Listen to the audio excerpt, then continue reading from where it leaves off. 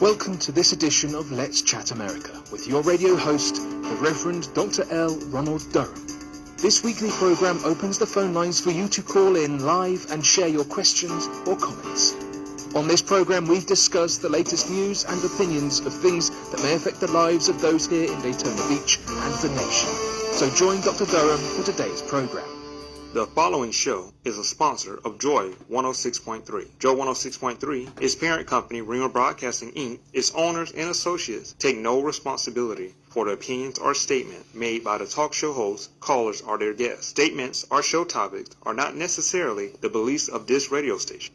Good afternoon, beloved. It is 12 noon in the city, gorgeous Daytona Beach, Florida. That means the number one talk show is on the air right now. Let's Chat America. I'm your host, Reverend Dr. L. Ronald Durham. I'm so delighted to have you watching. Wendy, we see you on the Facebook Live feed. Thank you, beloved, for being on there with us today. Those on our Facebook Live feeds, we are so happy for you to be part of the program. That means not only can you hear me, but you can see me. And what a blessing that is to be seen on such a beautiful day that we have here in Daytona Beach. Now you know what the format of this show is. We talk about all kinds of things on our program, and today is no different. We're going to be talking about Derek Chauvin and that trial going on right now in Minnesota. We're going to talk about the Georgia lawmaker who many of you may have seen arrested on camera for knocking on the door of the governor signing a bill in the darkness of some room there in the Georgia Capitol. We're going to talk about the Atlanta mayor, Keisha Lance Bottoms, and what she's doing as it relates to Georgia's new voting restriction laws. And we're coming up to the elections in 2020. They're around the corner. It is already 2021, so you know the elections will be here soon. And then we're going to talk about Joe Biden and what he's doing to help the families of victims that have died from COVID-19. And of course, we're going to give a shout out to Congressman Representative Alcee Hastings, one of Florida's oldest, in fact, setting the African-American record as a representative in Congress here in the state of Florida. Got to give a tribute to Representative Alcee Hastings today as well. So we got a full program. Sit back, enjoy the broadcast, get your favorite beverage. If you want to pick up the phone, join me in my conversation. I would be so delighted. Tony, we see you on the Facebook Live feed as well. Others are coming in to the broadcast.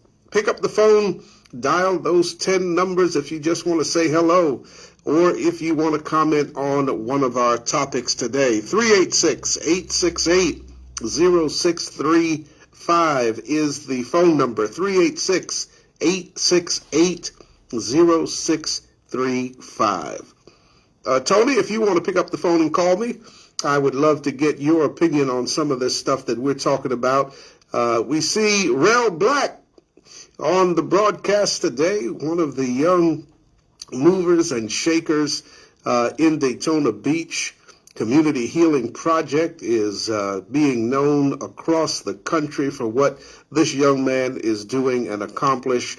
Malcolm X Day is coming as well. Rel, if you want to pick up the phone and call me, we can talk about Malcolm X Day. Pick up the phone. Give me a call. 386-868-0635. 386-868-0635 is our live call-in number. Well, just before we got on the air today, the Derek Chauvin trial is in full swing. There's a lot going on in that trial. Today they began with a medical expert on the stand, over 40 years experience as a medical expert.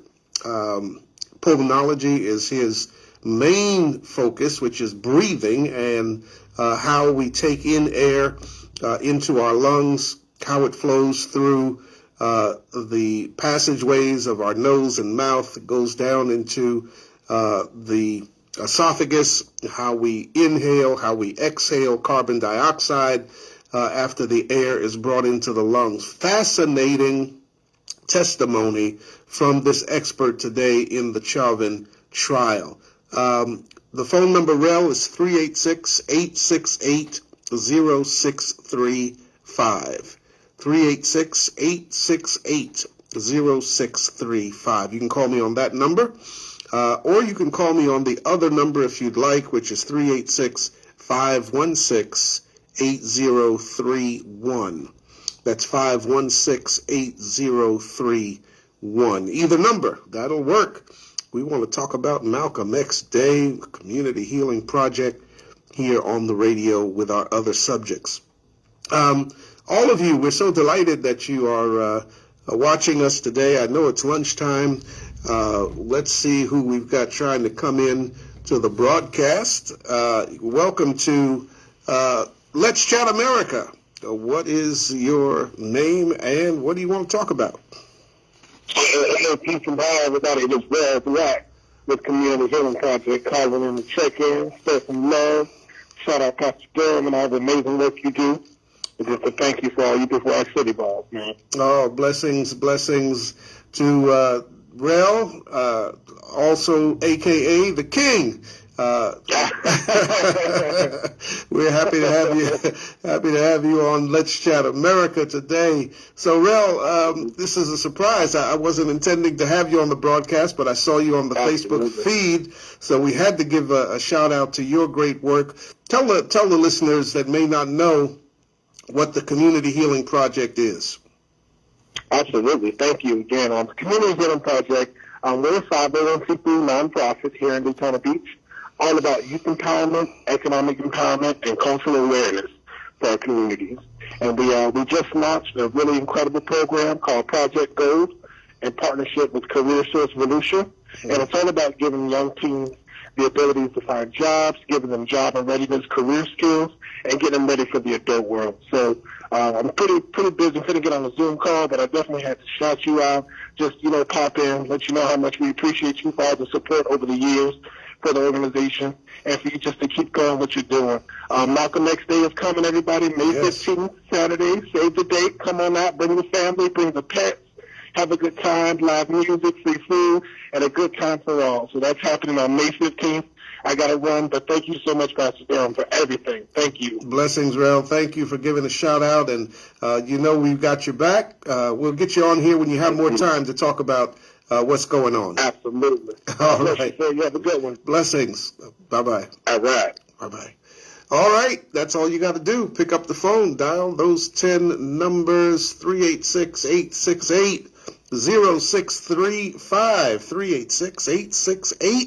386-868-0635. 10 easy numbers. Give me a call. We'd love to chat with you on the air today. As I was mentioning at the top of the broadcast, it is 8 minutes past the hour. The Derek Chauvin trial is on today. They've been on for the last week, bringing in, the prosecution is bringing in a plethora of witnesses to talk about what they saw the day that Derek Chauvin had his knee on the neck of George Floyd. Today is, I think, out of all of the witnesses that have come on, and there have been some good ones, we're going to talk about one of them, who is an expert from Los Angeles. But today there's a medical expert that is on the witness stand, giving what I think is a real clear explanation about what happened to George Floyd, because the defense attorney is going to try. He's putting George Floyd on trial for what he alleges is George Floyd's history with drug abuse. This is very typical of a defense attorney. Rather than deal with the facts of the case and what happened, via his client, he's putting George Floyd and his life on the stand and on trial. So he's alleging that, or he will be alleging once the defense takes the lead in the courtroom, he'll be bringing witnesses on to talk more about George Floyd's past drug use.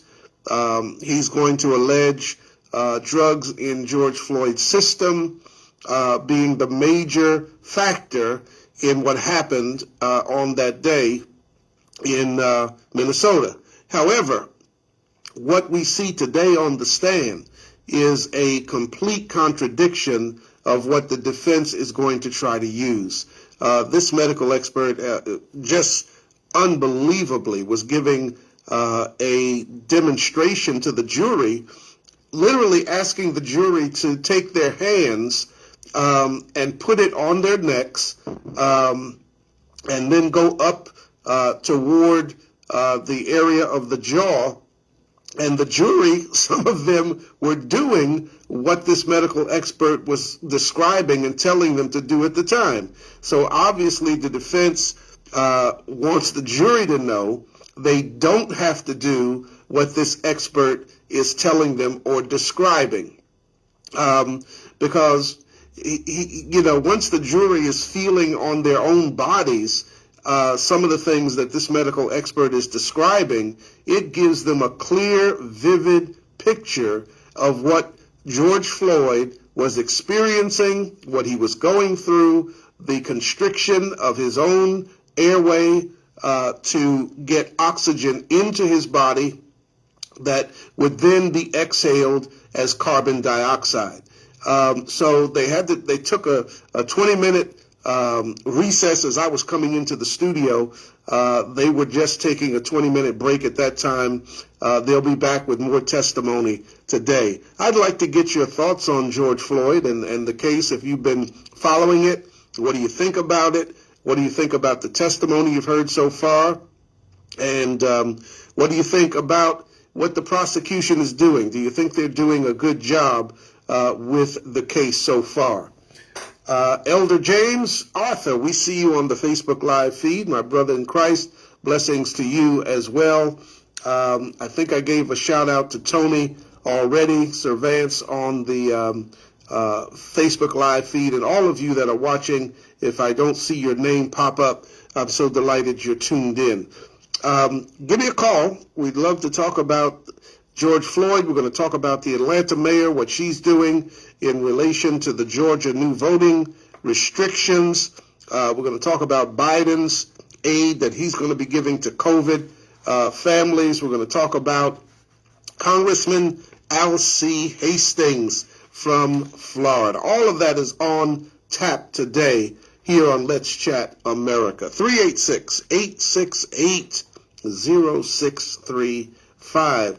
On yesterday's coverage of the George Floyd trial, there was an expert that testified about the use of deadly force. A police use of force expert did testify on Wednesday that former Minneapolis police officer Derek Chauvin inappropriately, and that's the key word, inappropriately used deadly force against Mr. Floyd the night of May in the year 2020, last year. Los Angeles Police Department Sergeant Jody Steiger, that was his name, testified that no force should have been used on Floyd after he was handcuffed and in a prone position. In other words, the prone position occurs when an individual is now lying flat on their chest. In this case, Mr. Floyd was lying flat on his chest on the pavement, on the ground, handcuffed behind his back. Obviously not presenting any kind of threat to the police officers. 5 police officers on the scene, one lone individual handcuffed face down on the ground. the defense is trying to say to the jury, don't believe what your eyes see. What occurred to Mr. Floyd is not an overreach of deadly force. The police officers, and here's what this defense lawyer keeps bringing up. He keeps bringing up the crowd. Now, if you saw the video, if you've watched that video of George Floyd, I know it's excruciating to sit and watch because it's so horrifying to watch a man who is alive and 9 minutes and 20 seconds later, there's foam coming out of his mouth. He is lifeless and dead. It's hard to watch. But what the defense attorney keeps going back to is this crowd. Individuals who he is alleging were shouting at the police officers. They were cursing at the police officers. He's trying to intimate that they were threatening as far as, I guess, being aggressive in his opinion toward these police officers. However, there is you can look at it with your eyes. I didn't see, I'm going to put it on me, I did not see any aggressive behavior by the crowd to the extent that the police officers should have been frightened. Quite the contrary, what the crowd, in my opinion, was attempting to do was to point out to these police officers that this man that you have in custody is dying on the ground. You're killing him. One individual there who is an emergency medical technician herself for the fire department, I don't guess she considers herself to be an EMT, but she does work for the fire department. She is considered to be an expert in her field, was on the scene. She was off duty. She was out of uniform. And she kept shouting to these police officers, you need to do something. You need to take his pulse. You need to see if there is a pulse. And they refused to listen. In fact, the Oriental police officer Tao was really, I think, not even believing she was a off-duty firefighter, and made some kind of comment in reference to the fact that if she really was who she said she was, I guess he was intimating she needed to be quiet and let the blue wall stay up and do what they wanted to do to this individual.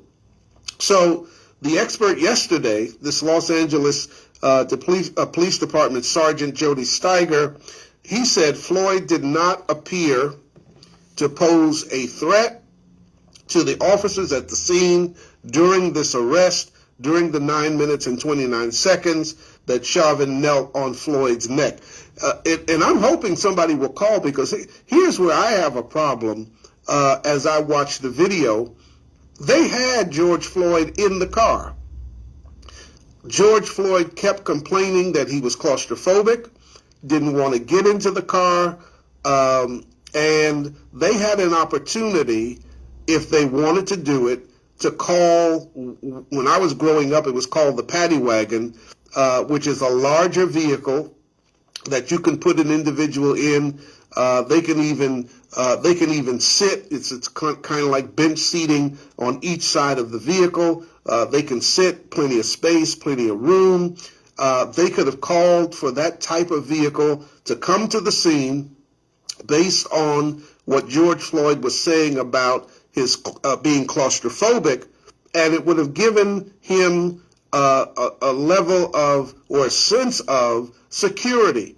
The other thing they could have done to kind of mitigate him not wanting to get into the police car was to talk to him in a tone that was not threatening. The witness yesterday said that one of the tactics used is to lower your voice. In fact, the defense attorney even alluded to this himself.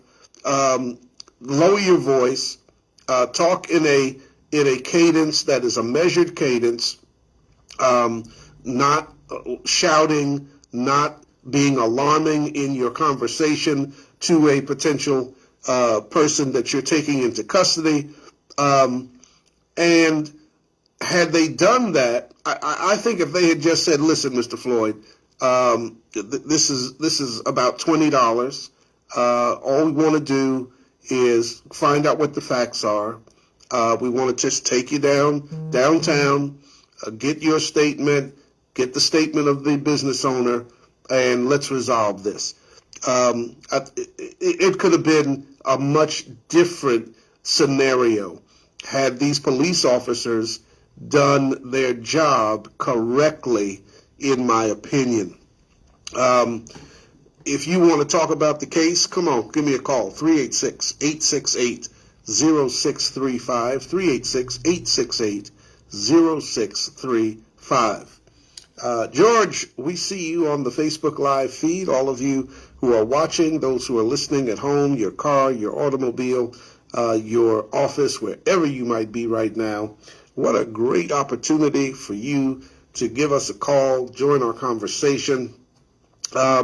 So getting back to Sergeant Steiger from Los Angeles yesterday, he said Steiger made remarks on it was the 8th day yesterday of witness testimony in the Chauvin trial. Chauvin has been charged with 2nd and 3rd degree murder, as well as 2nd degree manslaughter. He's pleaded not guilty to all of those charges. Sergeant Steiger, based on his review of video that was associated with the case and other documents that they sent to him, testified on Wednesday that Chauvin's knee on Floyd's neck for nearly 10 minutes constituted, quote, deadly force, end quote. Steiger told the court, quote, the pressure that was being caused by the body weight could cause positional asphyxia, which could cause death, end quote. And if you've been watching the trial this morning, the medical expert on the stand was talking about how the restriction of George Floyd's airways because of the body weight of Derek Chauvin on this man's neck for that amount of time was the number one factor that caused his death.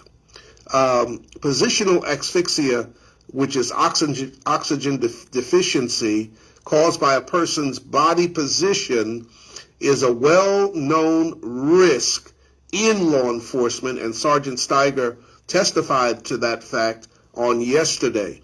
Steiger, who the prosecution retained as an expert witness, also testified on Tuesday. He said he believed that Chauvin's use of force was, quote, excessive, end quote. During his testimony on Wednesday, Steiger threw cold water on the defense's argument that the crowd of bystanders that witnessed the death of Mr. Floyd was unruly, and therefore they might have impacted somehow the action of these officers. And if you watch the video, you can see how cool, calm, and collected Chauvin is with his knee on Mr. Floyd's neck. He's not concerned. He's not feeling, in my opinion, he's not feeling threatened. His hands are in his pockets. He's just cool as a cucumber. He's doing what he wants to do during that 9 minutes and 29 seconds. In fact, the EMTs, we found when they came to the scene, they were trying to get to Mr. Floyd to check his vital signs, check his pulse, check his heart rate. Chauvin still had his knee on the man's neck. They finally had to literally pull him off of George Floyd so they could do their job. So this was a man, even after medical attention had arrived on the scene. Here's a man who had, in my opinion, a depraved indifference to human life. Now, there's something Lynette, we see you on the Facebook Live feed. Beloved, thank you for tuning in with us. There's something about Derek Chauvin. I don't know if it's going to come out in the trial. I'm just sensing this myself about Mr. Chauvin because he knew George Floyd. In the club where both of these men worked, George Floyd was there as a bouncer. Derek Chauvin was there in the role of an off-duty officer, also considered to be a bouncer. They knew each other. There is something going on in the background of this case as it relates to Chauvin and Mr. Floyd that we don't know yet. Who knows what kind of positions they were in prior, where perhaps Mr. Floyd may have embarrassed Chauvin in some way, may have felt as though Mr. Chauvin, in his opinion, was not a person that deserved the highest respect for whatever reason. I'm just speculating these scenarios, but something's going on. That you have now a man in your custody on the ground, not a threat, handcuffed, and yet you continue to apply pressure to his neck area, restricting this individual from being able to breathe. And then when the EMTs are on the scene, in order to assist in some kind of medical support, you continue to rest yourself, your body weight on George Floyd's neck. Why? Why? Something is beyond what we see on the surface. Whether it'll come out in the trial, I don't know.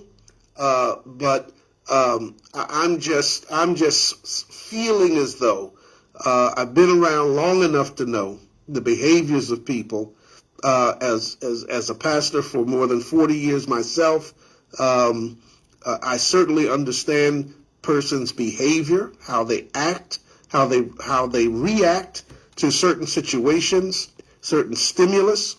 And there is more to this story about Derek Chauvin than we know. And I don't know if it will come out, but I'm hoping that it does. Give me a call. Join my conversation about the Derek Chauvin trial. The number to call is 386-868-0635. That's 386-868-0635. Thank you, Lynette. Lynette put on the Facebook feed that she's happy that I'm feeling better. Last week I was off the air, a little under the weather, but God is good. Back and feeling back to myself today and back on the radio. And I'm so happy that you're back here with me. So as we were talking about this case, here's what Sergeant Steiger from Los Angeles said. Ollie, we see you on the Facebook Live feed. Beloved, thank you for tuning in today. Here's what Sergeant Steiger said. He said, quote, "I did not perceive them as being a threat," Steiger said, adding that the bystanders were, quote, "merely filming the arrest, and most of their comments were related to their concern for Mr. Floyd," end quote. And that's kind of what I got out of it. We've got a caller on the line. Let's see if we can bring the caller in. Caller, welcome to Let's Chat America. What's your question or your comment? Good morning, Dr. Durham. This is Pastor Gillian. How are you? Hey, my buddy, Pastor Gillian. How are you? I'm doing well. Thank you, sir. Good. Yeah, I'm just calling you. You're speaking about the Chauvin's case now. Am I right? Yes. Okay. Well, you know, I'm going to talk about an experience I had when I was around, I would say about 5, 6 years old. I had some older friends who may have been 8, 9 years old. And I used to walk over across the street to visit my friend. He had a friend there with him that particular day. And when I walked over, they were hovering over a hole that they had dug in the ground. And they were holding a puppy underneath the water, drowning the puppy. And it was something that went through my spirit at 5, 6 years old. I think I was 6. I think I was somewhere between 4 and 5. But I had to leave because, number one, I couldn't overpower the boys. They were bigger than me. But I could not stay there and watch them kill this puppy. Now, I'm just thinking, you know, George Floyd is a human being. And you have other police officers there. You have Chauvin there. What kind of monsters are you to mercilessly take the life of a helpless man? This man was helpless. Begging for life.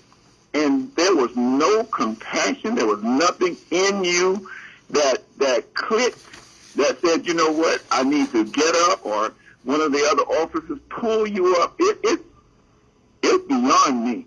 All of the things that happen is just beyond me. And I think you're right that there must have been some history.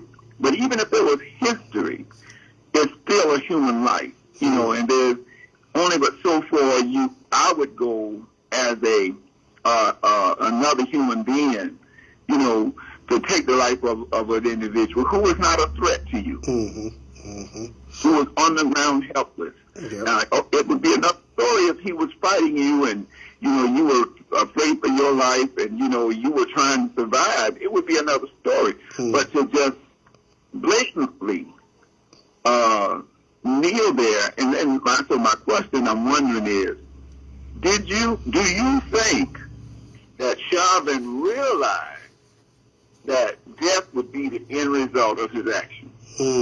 Wow. That is an excellent question, Dr. Gilliard.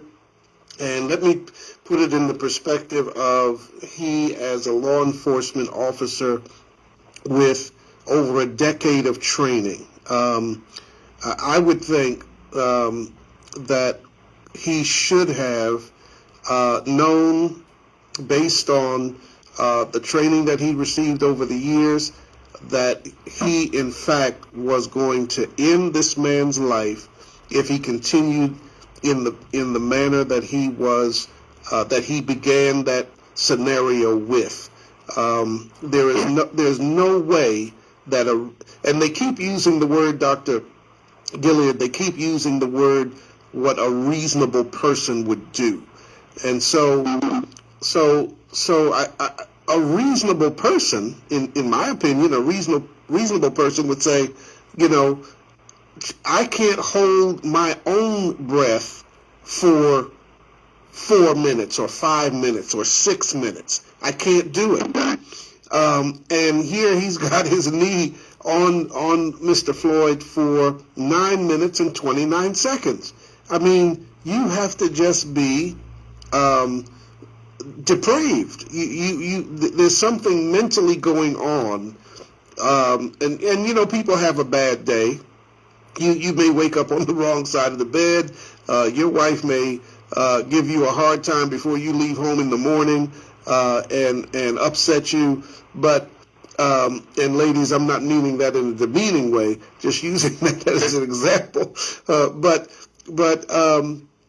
even if you're having a bad day, humanity ought to kick in at some point.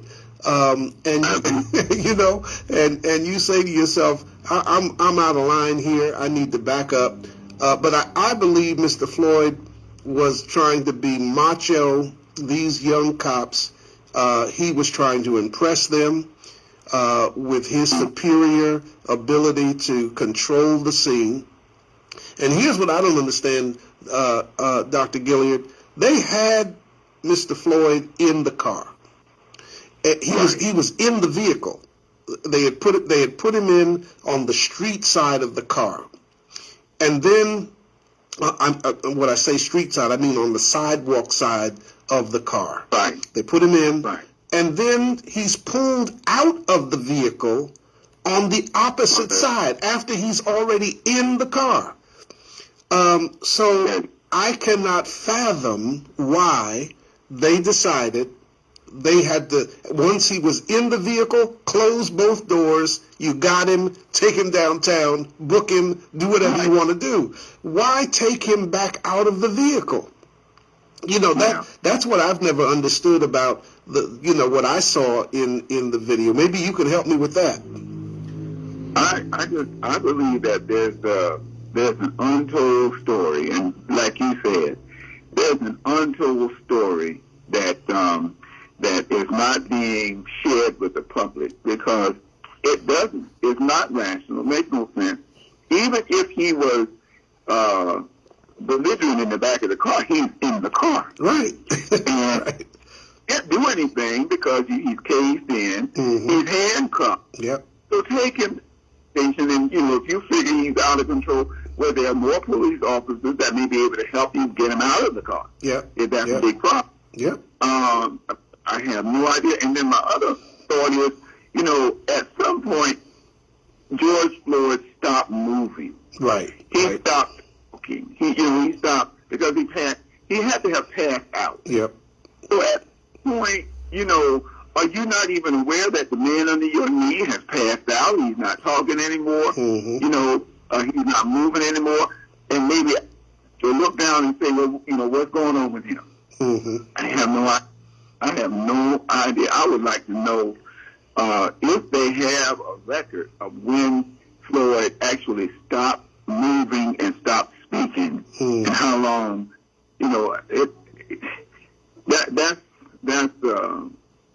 It's a lot of mystery around this, and I don't think we'll ever know the whole story. No, I don't either.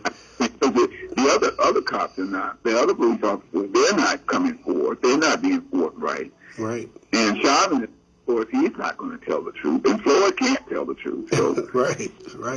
He has no ability. And if the threat issue, and that's what the defense keeps bringing up. Number one, the crowd is this major threat to the officers, and they're feeling threatened.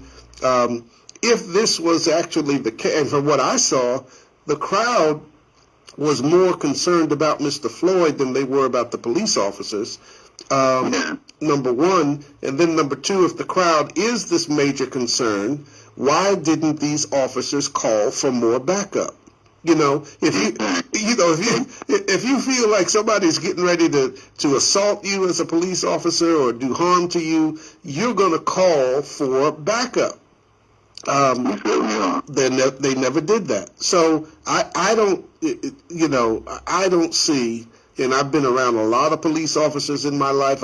I'm working now, volunteering as a chaplain for the sheriff's department, and see officers every day. If they feel threatened, believe me, they're going to call for backup. They are. And so there's so many holes in this story. And I'm just I think America is on trial here as it relates to what happens to black men and women who are either under arrest, they're being arrested, or in jail. I have a cousin who was killed in jail back in New Jersey because the police were afraid of him when he was out, on the street. Kind of like George Floyd, a big guy, and he would make the police look foolish sometimes. And they got him in jail and killed him. And so, we, as African Americans, we have seen this repeat itself thousands upon thousands of times. And so I think America is on trial here, and we'll have to see what this jury of 12 men and women decide is going to be the fate of George Floyd. And it's going to be an indictment one way or the other on American jurisprudence, on American justice, and what America feels about African Americans and the treatment of African Americans by cops who are like Mr. Chauvin. Yes, yeah, you're 100%. I'm holding my breath. I'm praying that that justice will be served. I really don't want to see a miscarriage of justice, because I believe that it would be a horrible reaction. Yeah. All eyes are on this trial, and I pray that it won't be another Rodney King situation. Where they don't do justice, because as the old saying, a blind man can see where this thing should go. Yeah. And, but we just don't know. And that's the sad part of it, is that we don't know, because it could go either way. Yeah. And that's the sad. It is. In America. Yeah. Yeah, Mm-hmm. and so, my wife, it's funny you use that scenario about a blind man, because my wife said yesterday Ray Charles could see that this guy is, got some problems and issues. And so I just pray, because Minneapolis will explode if this does not go as some of us hope it will go, with justice being served. I mean, to have all of these other police, there's a blue wall in every police department.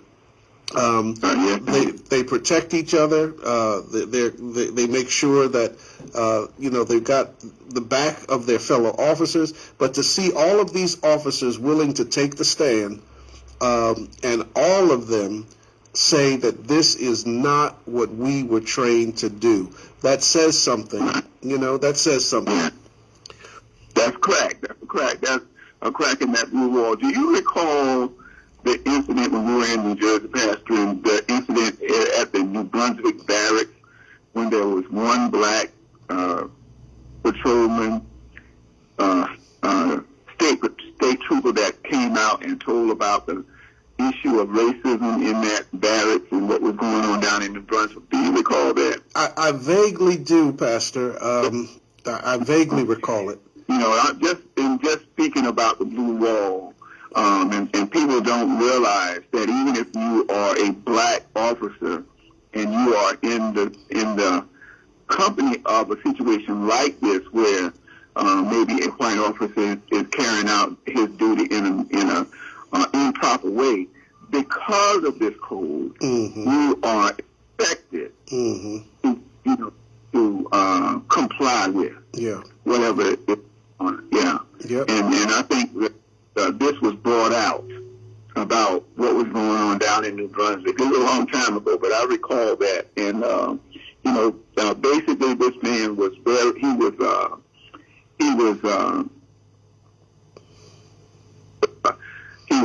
picked on. He was his duties and responsibilities. His job was made miserable because he had issues with just simply being quiet when going on that he did not agree with. Yeah. And we know that is a real. It's not a made up phenomenon about the blue wall. It is a real. It's a real thing, and they stick to each other and stick close to each other as far as protecting that their own what they believe is the right way for them to behave, as police officers. So I'm so glad you called me today, because this is a subject that I want to try to stay on as long as the trial is going on. And there's so many other things we could talk about, but right now this is a major trial, and we'll just see what happens, And unfortunately, I see people taking sides. People who are African American are feeling one way about it as far as the guilt of Mr. Chauvin, And then I see, whites who are taking a completely different approach to it. And I understand you're innocent until proven guilty. I get that. But I also can see what happened because we have a video, So the video should speak for itself, and I just hope the jury will do the right thing. I do too, Dr. Durham. I really do. Yeah. Well, I appreciate you taking the time to speak with me, and I'm just going to continue to listen until the rest of the program. And thank you for bringing this subject to the light. We really appreciate your time and your effort. Oh, bless you, my good friend and brother beloved. Thank you so much. Keep up the great work where you are there in Michigan. And one day, hopefully, we'll get to see each other face to face. Okay, that would be great. All right. Thank you, Dr. Dunham. Thank you, Pastor. God bless you. Thank you. Bye-bye. All right, everybody, that's all you have to do. Pick up the phone, dial those 10 numbers. My good friend and brother from the Flint, Michigan area was just my guest. I have another caller, I think, that's trying to call in. Caller, welcome to Let's Chat America. Hi. What's your question? Yeah, I'm calling in because y'all talking about the right thing. But let me say it like this. Everybody seen that man with his hands in his pocket. As comfortable as he looked as comfortable as can be. He did not look like he was in panic. He got his hands in his pocket, his knee is fully on that man's neck. So all this other stuff is just foolishness. Talking about he's nervous. How are you nervous? You got your hand in your pocket like you just another day. You know? And then I'm gonna tell you, it's not gonna change until we get to this thing about the blue wall. Let me say this about this blue wall thing. All right, enough is enough. We know through Geisha days and all that, bad cops and good cops and all this other stuff. But right now, if things don't change in the police office, things ain't gonna never change until that changes. And that is them acting like gangs. That's what they're acting like when they stand up. If you're a police officer and when you made them vows, when you became a police officer, you said that you would protect all. Not some. Your job was to protect all. Yeah. Not be a judge, not be the jury, but be the police officer that you practiced and became. Yeah. Okay? Yeah. Definitely. Not only that, I can understand somebody in the game acting like that, and we down with each other. Hey, I can understand somebody in one of those mafias saying, yeah, snitch, get killed and all that. But we pay those officers out of our pockets who work. We pay them. They're not there to run no game. That's a job for them to do. And until that comes to pass, that they see that no matter what, that uniform says you're the law. When you put that uniform on, you saying you're the law for everybody, and there is no in between. And when you have a partner that's saying the same thing, one of you got to be the law. Right. If not, the whole thing is going to be crazy. Why? Because just like them two seeing this man with it on them for that long, after 5 minutes, somebody should have snatched him over that man. Right. Not, you understand? Because they seen him breaking the law. He was breaking the law. And they should have made a move to stop it. Yeah. So I blame all of them. Because they didn't do their job that they promised that they would do. Yeah. And you understand what I'm saying, Pastor? Oh, yeah. Okay, you're my brother in Christ. Okay? If I see you do something wrong, I can't stand there and vouch for you. I gotta come to my brother and say, brother, you wrong. Right.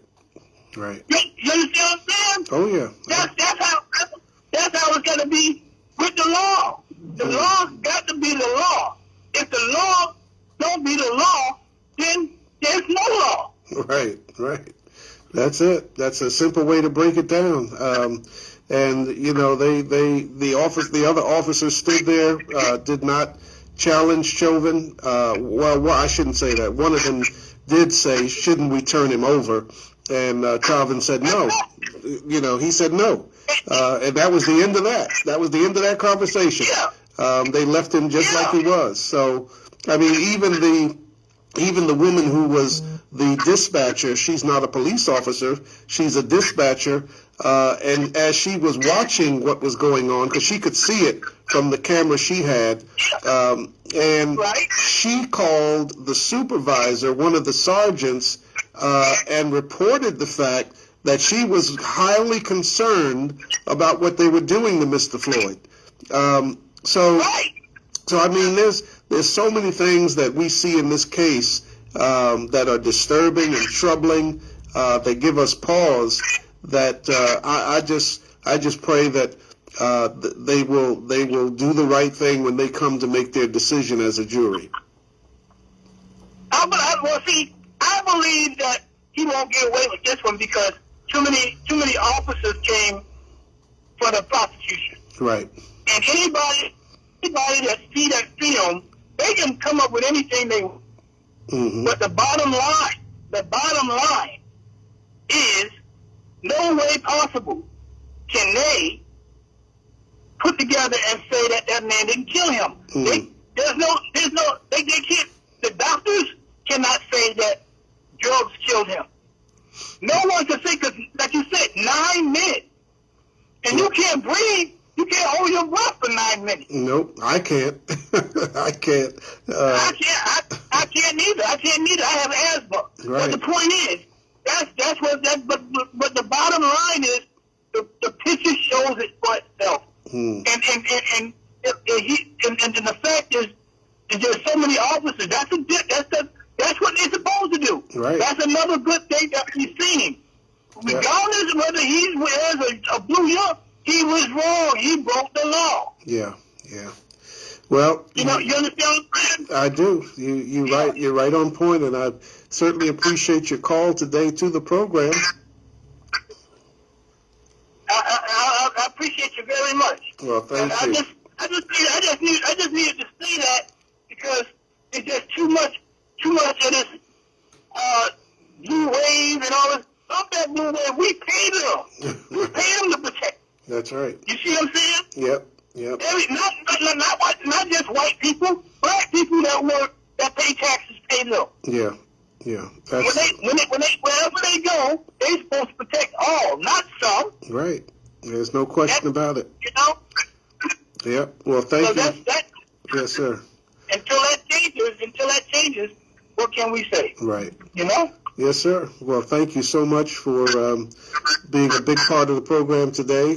Stay safe out there, and we appreciate you listening, and keep listening. Okay. All right. God bless you. All right. God bless you, my brother. I love you so much. All right. Bless you. Likewise. Bye-bye. Thank you. Bye-bye now. All right. That's all you have to do, everybody. Pick up the phone. Call those 10 numbers. We're having a great conversation today about the Derek Chauvin trial and his being accused of murder, second and third degree murder in the case of Mr. George Floyd. Justine, we see you on the Facebook Live feed. Salefa, I'm sorry I didn't get a chance to shout you out while you were on. I hope you're doing well, beloved, and you are one of my compatriots and comrades here at Joy 106.3 FM with your own radio show, and I'm glad that you were tuned in to me for a moment. Miss Justine, we see you from down in the Melbourne area. Blessings upon you and your pastor, your husband as well in the church. Hope all is going well. Give me a call. We are only at, we are at 54 minutes past the hour. Time is moving swiftly on the program today, so I'll be here, Lord willing, for another 6 minutes. So you can be part of the great program we're having on Let's Chat America. You know we are listened to across the country. My first guest, my first call-in guest other than Rel was Dr. Gilliard, and he's from the Flint, Michigan area. So people are watching us all over the country, all around the world, and we're delighted that people have an interest in this program coming out of the city gorgeous of Daytona Beach, Florida. You know the number, 386-868-0635, 386-868-0635. We had so many callers today. I don't think I'll get to all of the topics that I wanted to talk about. I think we've got another caller calling in now. Caller, welcome to Daytona Beach. Hi, welcome. Turn your radio down a little bit.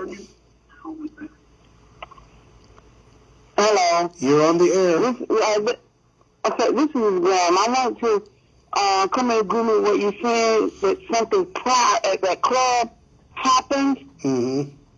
and he saw who he was arresting and seized the opportunity to get revenge. Mm.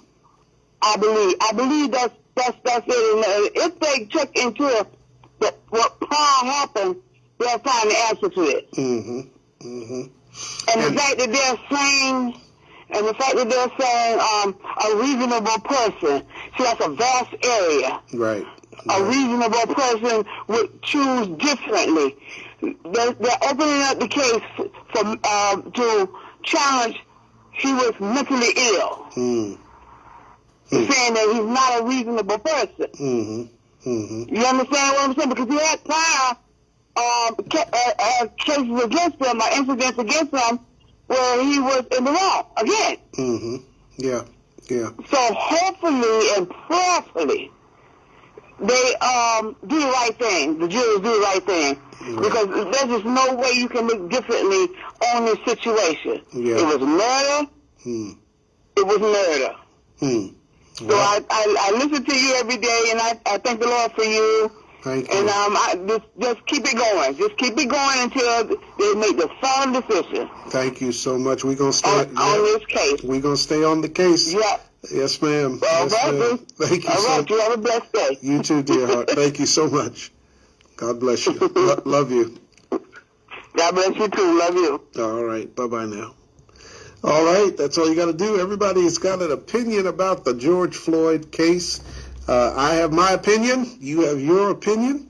And you had the opportunity. I think we have another caller. Let's see. Caller, welcome to Let's Chat America. What's your comment?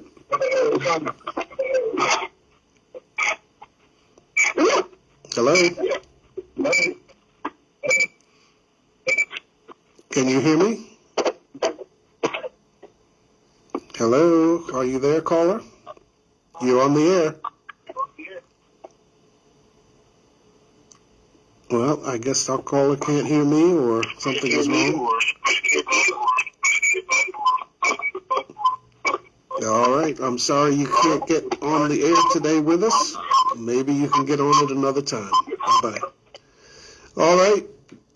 58 minutes past the hour. We've been talking about the George Floyd trial. Derek Chauvin being accused of murder there in the courtroom today. We're going to stay on this case because it is a national case that there's a lot of interest in the outcome of this trial, and we want to make sure that we are on it, that you get your opportunity to talk about it. You don't need to be shy. You don't need to worry about who can recognize your voice. We don't ask for your name. If I know you, and I know you well, I may say your name, but that doesn't mean that because I know you, other people know you. So don't be afraid to pick up the phone and call in when we're on the radio. I've got to get to Mr. Representative Congressman Alcee Hastings. If you have not heard, he has passed gone on to glory. He was a congressman here. He's had a 2-year-long battle with pancreatic cancer. He did pass away at the age of 84. And this Democratic lawmaker started his career as a civil rights attorney here in the state of Florida during the 1960s and 70s. He filed segregation lawsuits. My hero filed segregation lawsuits in a landmark case that he filed to desegregate the Broward County school system. His fellow Florida Representative Val Demings in a tweet said, U.S. Representative Alcee Hastings served his constituents as a civil rights attorney, judge, and dean of our congressional delegation. He changed the face of politics in Florida and brought passion, and unwavering dedication to the fight for justice. We are forever grateful for a life well lived. That came from Representative Val Demings.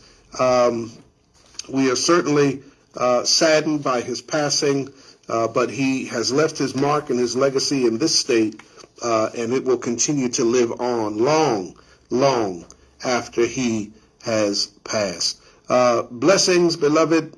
We got to go. It's 1 o'clock. Thank you for being tuned in to the #1 talk show on Thursday here in Daytona Beach and across the country. Let's Chat America. I'm your host, Dr. L. Ronald Durham. Hope to see you back here next week, same time, same place, 1 o'clock.